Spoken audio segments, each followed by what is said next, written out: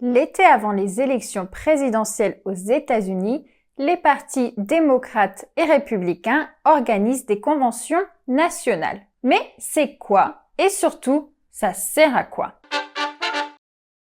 Les conventions nationales sont l'une des étapes les plus importantes des élections présidentielles. Chaque parti, démocrate et républicain, organise sa propre convention pour élire et nommer son candidat au présidentiel.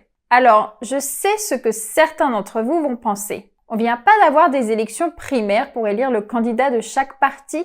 Si. Sauf que les citoyens américains votent indirectement pour le candidat de leur choix. Et ce sont les délégués qui vont officiellement choisir le vainqueur des élections. Je vous explique. Chaque État organise des élections primaires ou caucus et est représenté par un certain nombre de délégués. Ce nombre est proportionnel à la population de l'État.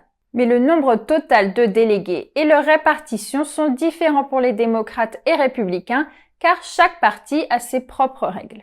L'objectif, obtenir une majorité absolue de délégués pour pouvoir être nommé le candidat au présidentiel de son parti. Et pour obtenir des délégués, il faut remporter des élections, car ils sont attribués selon les résultats des élections primaires et caucus dans chaque État. Chaque candidat accumule donc des délégués, ou pas, après chaque élection primaire ou caucus d'un État. Et généralement, on sait déjà qui remportera les élections si un candidat obtient la majorité absolue de délégués. Revenons maintenant aux conventions nationales. Lors de ces cérémonies, qui durent 4 jours, les délégués se rassemblent et votent officiellement pour sélectionner leur candidat. Mais il y a 2 types de délégués. Les démocrates les appellent pledged ou unpledged delegates. Les républicains, bound ou unbound delegates.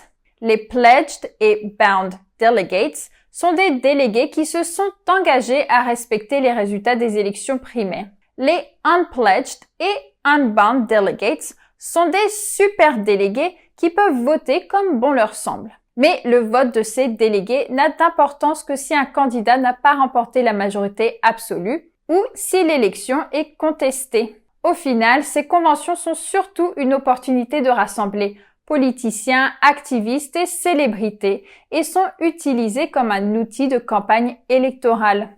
C'est l'occasion de présenter ou représenter ou re-représenter son candidat au présidentiel, annoncer son choix de vice-président ou vice-présidente, si ce n'est pas encore fait, et parler de son programme, ses priorités, etc. Après ça, la course au présidentiel est officiellement lancée. Mais en attendant, n'oubliez pas de vous abonner à Trait American si ce n'est pas encore fait.